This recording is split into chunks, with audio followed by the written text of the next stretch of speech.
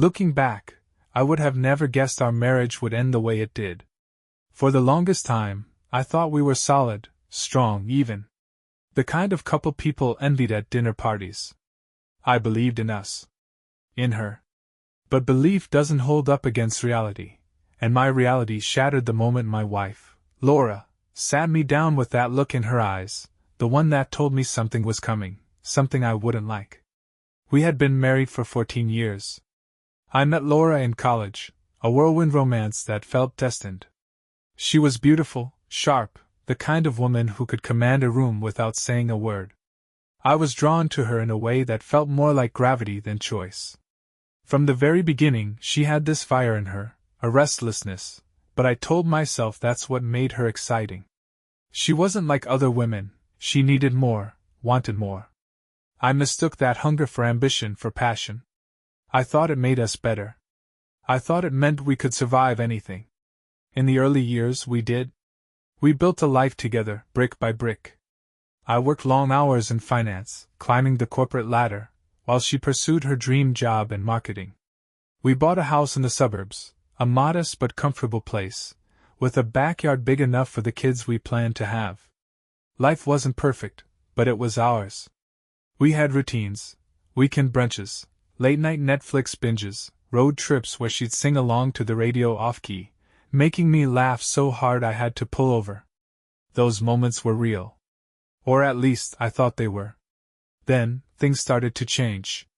Small at first. A shift so subtle it was like trying to notice the moment daylight fades into dusk. Laura became restless again, that fire inside her smoldering into something else. She wanted more adventure, more excitement. At first, I thought it was just a phase, mid-30s ennui, the kind that creeps in when you realize life is becoming predictable. But then she started talking about open relationships. Casual at first, joking. "You know, a lot of couples do it," she said one evening over dinner, twirling spaghetti around her fork. "It keeps things fresh." I laughed it off. I shouldn't have. Because it wasn't a joke. It wasn't something she threw out there for shock value. It was a seed she was planting, waiting to see if it would grow. Over the next few months, she brought it up more often. Not pushy, but persistent. She'd send me articles, mention couples she knew who were happier than ever after opening things up. She framed it like an evolution, something natural. "Monogamy is outdated," she'd say. "It's not how humans are wired." The more she pushed, the more uneasy I felt.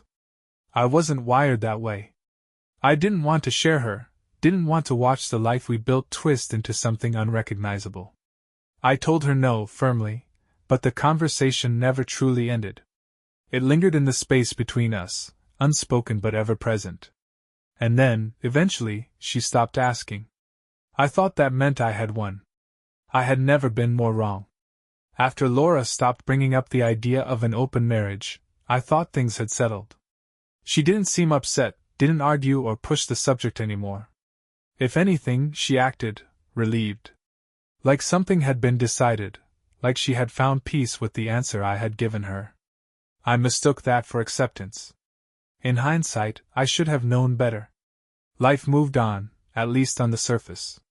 I buried myself in work, thinking that if I just provided, just kept the wheels turning, everything would stay on track. We still had date nights, still laughed at inside jokes, still had lazy Sunday mornings tangled up in each other. The cracks were there, but I ignored them. I told myself it was normal. But something about Laura was different. She started going out more, work happy hours, yoga retreats, weekend trips with girlfriends I had never heard of before. I wanted to trust her. I had always trusted her. She wasn't the kind of woman who needed permission, and I never wanted to be the kind of husband who asked too many questions. So I let it be. Then, the intimacy changed. At first, I didn't notice. It's easy to miss the moment something you love starts to slip away. Our love life had always been good, passionate even, but suddenly, she was either distant or overly eager, swinging between cold disinterest and desperate hunger. There were nights when she pulled me into bed as if trying to prove something, and others where she rolled away from my touch with the kind of exhaustion that felt too convenient. I told myself I was overthinking it. Then, the late nights became more frequent. She had work events that ran later than usual, drinks with friends that stretched into the early morning hours. When I asked about them, she had answers. Always detailed, always just convincing enough. She would kiss me on the forehead when she got home, tell me I worried too much, and fall asleep before I could press further. I wanted to believe her. So I did. Until the first real warning sign hit me in the face. One night she came home wearing perfume I didn't recognize. It wasn't the kind she usually wore, the soft, floral scent that clung to her skin after our nights out. This was different. Musky, heavier, almost masculine. I noticed it the second she walked through the door. "You smell different," I said casually, more of an observation than an accusation. She hesitated, just for a second. Then she laughed. "Oh, one of the girls had a new perfume, and we were testing it out." I nodded. The explanation made sense. It should have made sense. But the unease had already settled in my stomach. Once the doubt crept in, I couldn't shake it. It lodged itself in my mind like a splinter, small but impossible to ignore. Laura continued on as if nothing had changed, but I started noticing things, little details that didn't add up, inconsistencies that gnawed at the edges of my trust. Her phone, once casually left on the kitchen counter or bedside table, was now always face down, always locked. She started taking calls in the other room, her voice dropping to a hushed murmur as soon as I walked by. Text messages would light up her screen, and she'd glance at them before quickly swiping them away. When I asked who it was, she always had an answer: work, a friend, something harmless. Always harmless. But her smile never quite reached her eyes. And then there were the absences. At first, it was just the occasional late night. But then there were weekends where she had to get away. A sudden need for space, for time to herself. "I just need a break from everything," she'd say, sighing as if the weight of the world was on her shoulders. I wanted to believe she was just overwhelmed. Work had been stressful. Life had been busy. She deserved time for herself. But then I started keeping track. One night she said she was out with coworkers at a bar downtown. I checked the location on our shared car app. The car wasn't downtown. It was parked at a hotel 30 minutes away. I stared at the screen for a long time, my breath heavy in my chest. I could have called her. I could have driven there. I could have confronted her right then and there. But I didn't. Instead, I closed the app and sat in the silence of our home, waiting for her to return. She walked through the door hours later, hair slightly disheveled, the same heavy perfume clinging to her skin. She kissed me on the cheek, her lips warm, her touch soft. She smelled like wine, like a night well spent. "You're up late," she said, setting her purse down on the counter. "Couldn't sleep," I murmured. She nodded, stretching her arms over her head, oblivious to the war raging inside me. "I'm exhausted. I need a shower." And just like that, she disappeared into the bathroom, humming to herself as the water started running. I sat there for a long time, staring at the closed door, listening to the sound of the shower drowning out the truth I already knew. I just wasn't ready to face it.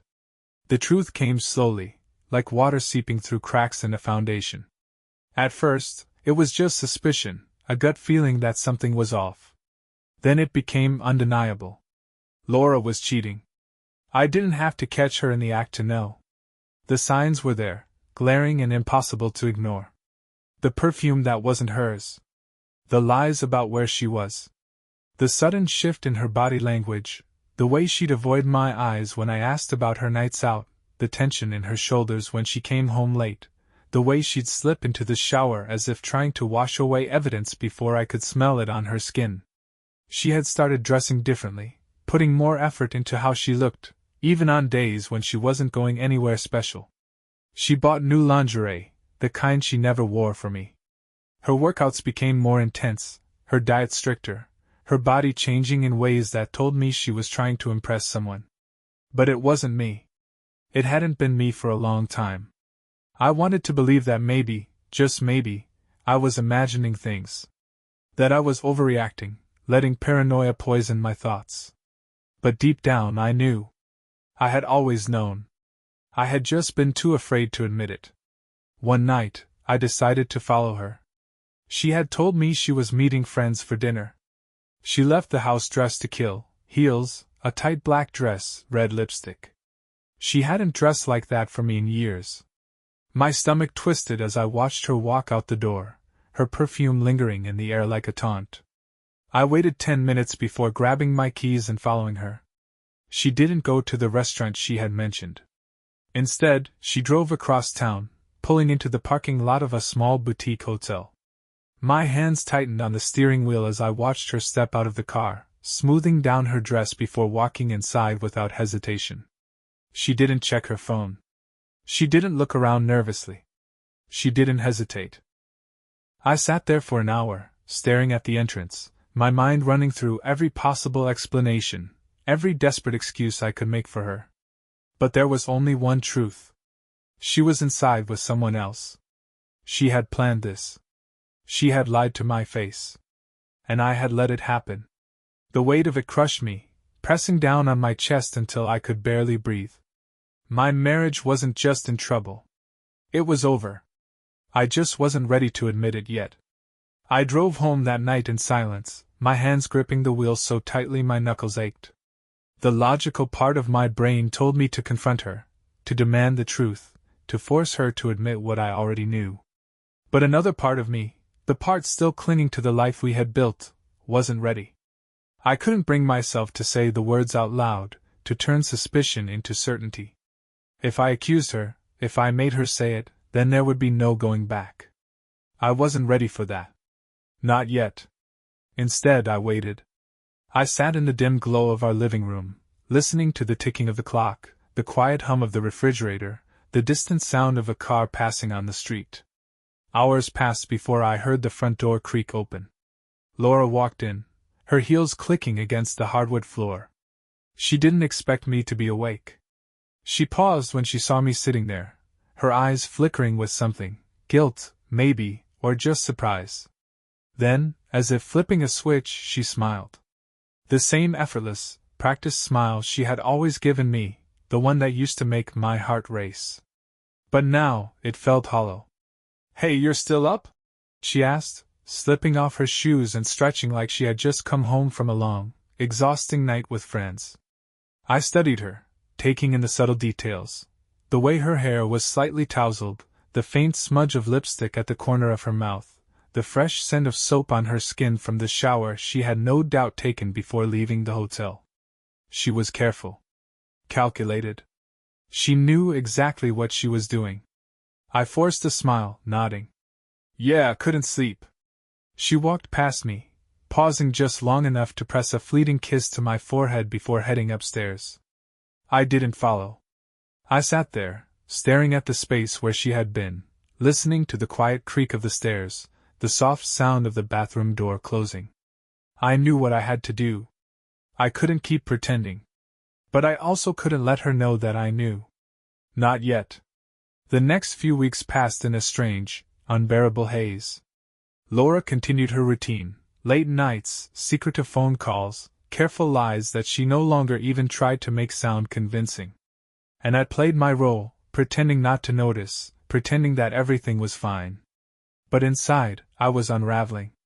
I started watching her more closely, noting every inconsistency, every slip-up. I checked our bank statements, scanning for hotel charges, for dinners and drinks at places I had never been. I looked through our phone records, noting the numbers she called the most, the texts sent at odd hours. It was all there, laid out in front of me like a puzzle I didn't want to solve. She was getting reckless. Maybe she thought I was too blind, too trusting to ever question her. Maybe she thought I was weak.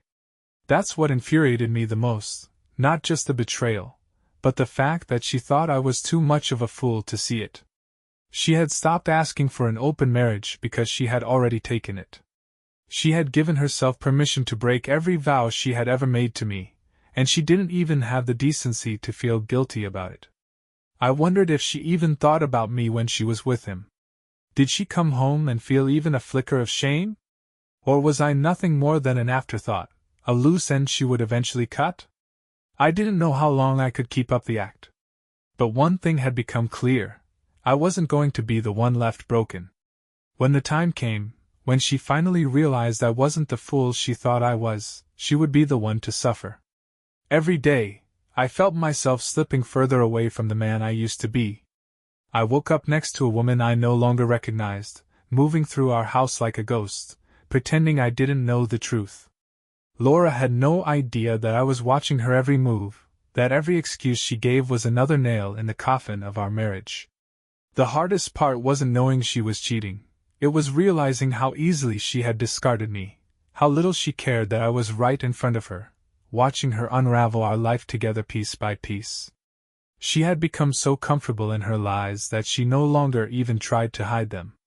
I noticed the way she lingered in the car before coming inside, sending one last text, adjusting her appearance in the mirror. I caught the way her mood shifted depending on whether she had seen him that day. Some nights she came home glowing, full of life. Other nights she barely looked at me, her body still there but her mind elsewhere. She was slipping away, and she wasn't even trying to hold on. And yet she still had the audacity to go through the motions, to play the role of a loving wife when it suited her. She still kissed me goodbye in the mornings, still sent the occasional "thinking of you" text during the day, as if that was enough to keep up the illusion. It made me sick. I could have confronted her. I could have called her out, demanded answers, made her admit to what she was doing. But I wanted more than that. I wanted her to feel the weight of her choices, to understand what it felt like to be deceived and discarded. I wanted her to be the one who lost everything. So I waited. I gathered proof, taking screenshots of messages, tracking her movements, noting every time she lied about where she had been. I spoke to a lawyer, quietly preparing for the moment when I would destroy her carefully constructed life. Then, one night, she made her biggest mistake yet. She told me she was going on a weekend trip with friends, just the girls, a little getaway to unwind. She even went through the trouble of sending me fake texts from her friends, making sure I saw them, planting the idea in my head that she was exactly where she said she would be. I played along, kissing her goodbye, watching her pull out of the driveway with a suitcase in the trunk. But I already knew the truth. I knew she wasn't going to a spa retreat or a beachside resort. She was meeting him. And I knew exactly where they would be. I waited a few hours before getting in my car and driving to the hotel. It wasn't even far, just outside the city, tucked away in a place where she must have thought she wouldn't be recognized.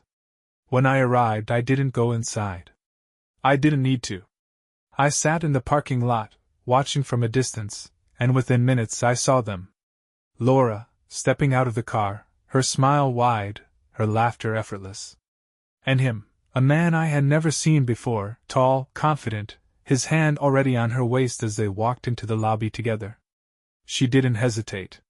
She didn't look back. She had no idea I was there, no idea that the life she thought she was in control of was already slipping through her fingers. I gripped the steering wheel, my heart pounding, my vision blurring at the edges.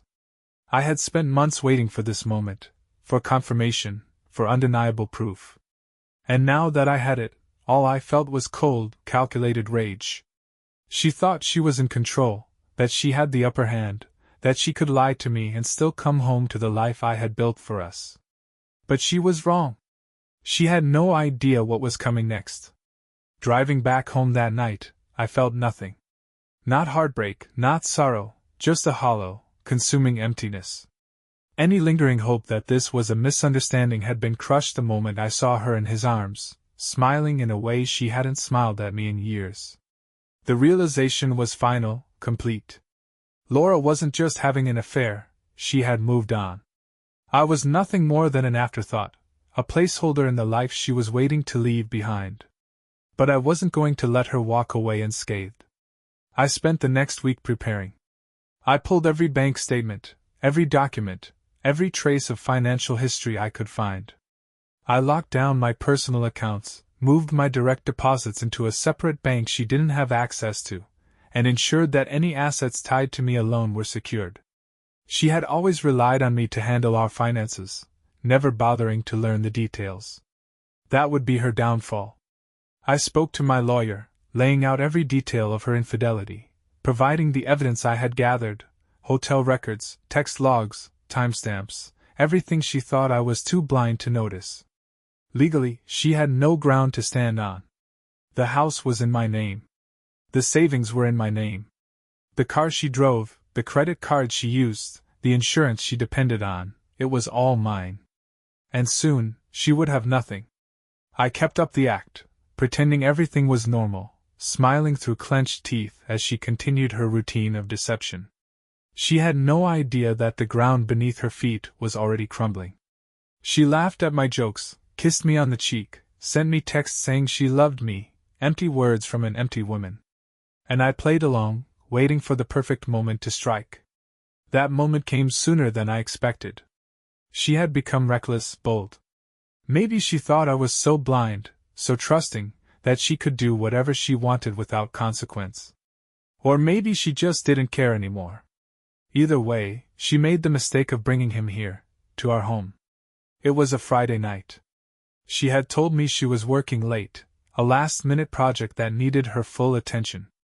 I nodded, pretending to believe her, and said I would be out with friends. I wasn't. Instead, I parked a few houses down, waiting in the darkness, watching. Less than an hour after I left, another car pulled into the driveway. I recognized him immediately, the man from the hotel, the man who had taken my wife and walked through those doors like he belonged. They thought they were alone. They thought I was too stupid to see it. They were wrong. I waited, letting them settle in, giving them time to feel safe, to let their guard down. Then I went home. I didn't knock.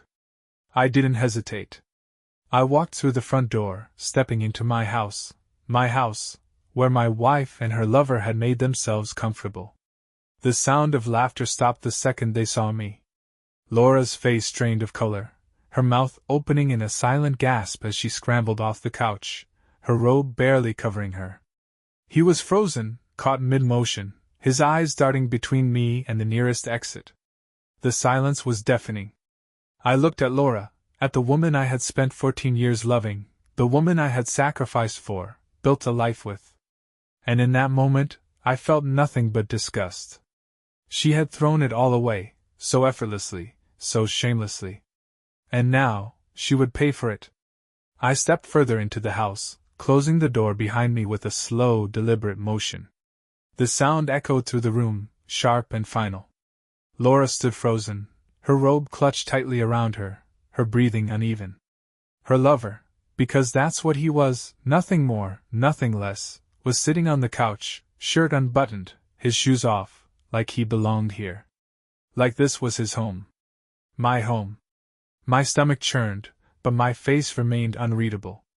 Laura was the first to speak, her voice shaking as she tried to find some footing in the storm that had just crashed down on her. "It's not what it looks like," she whispered, her words weak, pathetic. I almost laughed. Not what it looks like. As if I hadn't seen enough, as if I hadn't known for weeks, as if I hadn't sat outside a hotel watching her kiss this man like I never existed. As if I didn't already have every piece of evidence I needed. I said nothing. I turned my attention to him. He looked younger than me, maybe by 5 or 6 years. Smug. Confident. A man who had no idea that he had just stepped onto a battlefield where he was already outmatched. He shifted uncomfortably under my gaze, but I could see something else in his eyes, defiance, arrogance. He thought he had won. That was his first mistake. I walked past them both, my movements calm, measured, ignoring Laura's attempts to step between us. I picked up the folder I had left on the dining table earlier that day, placing it down in front of her with a quiet tap of my fingers. "You should read this," I said, my voice void of emotion. Laura hesitated, then reached for it with trembling hands. As she flipped through the pages, her breath hitched. Divorce papers. Not just any divorce papers, ones that left her with nothing. No house, no savings, no car, no access to the financial security she had taken for granted all these years. I had been thorough. She had no claim to anything of mine, no leverage, no way to fight back. She wasn't just losing me, she was losing the life she had built on my back. The realization hit her like a punch to the gut, her fingers tightening on the paper as she looked up at me in horror. "You can't do this," she breathed, shaking her head. "I already did." Her lover stood now, his posture stiff, his confidence cracking.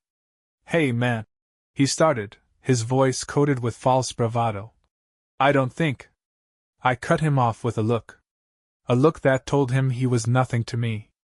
A look that made him swallow his words and take a step back. He wasn't my problem. He never had been. Laura was. I turned back to her. "You made your choice," I said, my voice steady, unwavering. "Now live with it." She opened her mouth, searching for something, an excuse, a plea, anything that might change what was already set in motion. But there was nothing left to say. I had given her chances. I had given her trust. I had given her love. And she had thrown it all away. I stepped aside, motioning toward the door. "Get out." She blinked, as if she hadn't understood. "What?" "Get out of my house."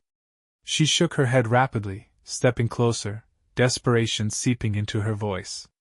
"No, wait, please, we can talk about this."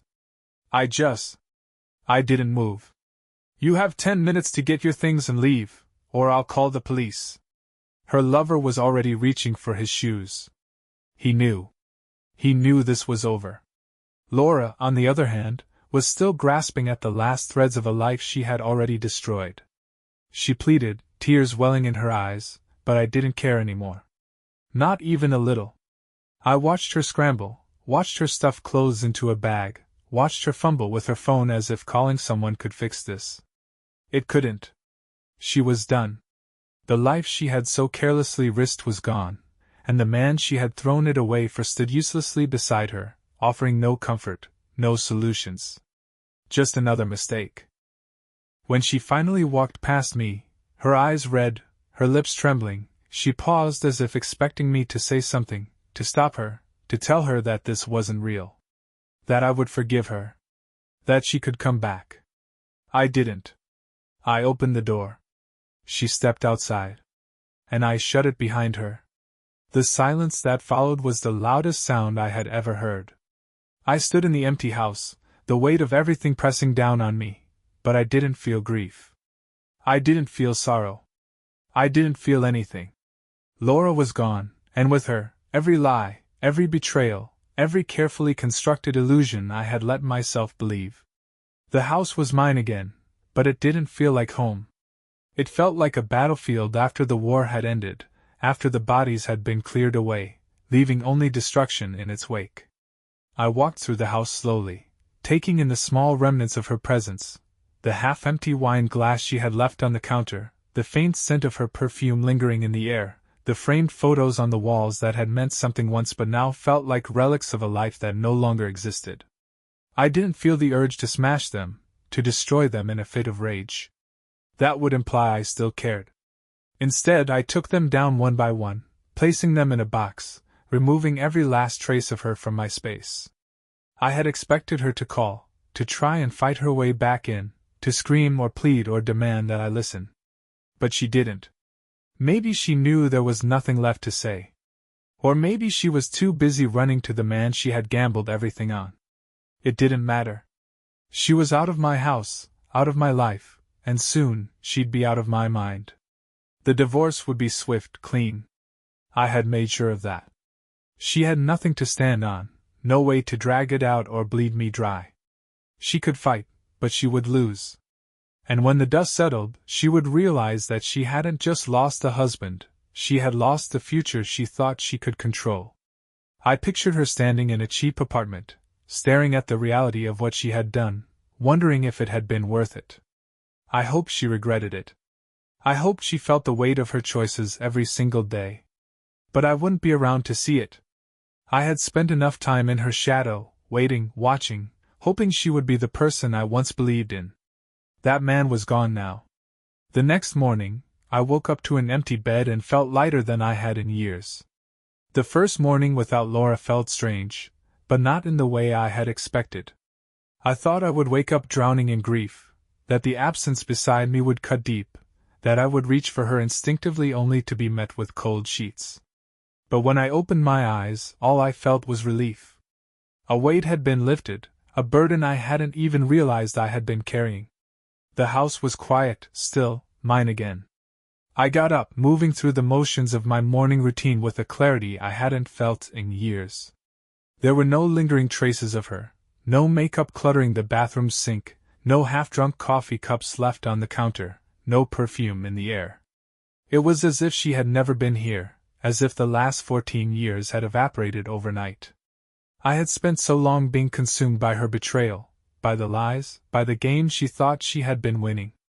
But now, there was nothing left for her to take from me. By noon, I had finalized the last of the paperwork. The locks had been changed. Her phone number was blocked. I instructed my lawyer to ensure she had no claim to the house, no claim to anything attached to my name. The accounts were mine. The assets were mine. Everything she had once relied on, everything she had taken for granted, was gone. I imagined her waking up in some hotel bed, checking her phone, realizing how thoroughly she had lost. She had thought she was in control, that she was the one making the choices. But in the end, I had been the one holding the cards. I expected her to reach out, to show up at my door, to beg, to scream, to demand that I listen. But the hours passed, and nothing came. Maybe she was still too shocked, still trying to wrap her head around how quickly her world had fallen apart. Or maybe she was too proud to admit she had lost. Either way, it didn't matter. That evening, I sat on the back porch, watching the sun dip below the horizon, feeling something I hadn't in a long time: peace. She was gone. And for the first time in years, I wasn't looking over my shoulder, waiting for the next betrayal, the next lie. There was nothing left to uncover. The damage had already been done, and she was the one who had to live with the consequences. Tomorrow, I would move forward. Not as the man who had been betrayed, not as the husband who had been cheated on, but as someone who had freed himself from the wreckage and walked away without a single glance back. Days passed, then weeks, and not once did Laura try to come back. No calls, no emails, no desperate attempts to explain herself. At first, I wondered if she was waiting for the right moment, if she thought time would soften me, that I would crack and reach out. But as time stretched on, I realized the truth: she had no fight left in her. She had played her hand and lost, and now she had to live with it. I heard from mutual friends that things weren't going well for her. She wasn't with him, the man she had risked everything for. Whatever fantasy she had built up in her mind had crumbled just as quickly as the life she had torched. He hadn't stuck around. He had taken what he wanted, used her like she had used me, and then discarded her when she was no longer convenient. I should have felt satisfaction, some vindication in knowing that she had thrown everything away for nothing. But the truth was, I didn't feel anything at all. Her downfall wasn't my problem anymore. The divorce was finalized faster than I expected. I watched as her name was removed from the deed to my house, from my accounts, from every legal document that had once bound us together. It was like erasing a stain, like cleaning something that had been tainted for too long. When I signed the final papers, there was no hesitation, no doubt. Just a quiet, steady certainty that this was exactly how it needed to end. People kept asking me if I was okay, if I was handling things well. I think they expected me to be bitter, broken, angry. But I wasn't any of those things. I had spent too long grieving something that had already died. Laura's betrayal had been a slow unraveling, a long process of decay. By the time it was over, I had already let go.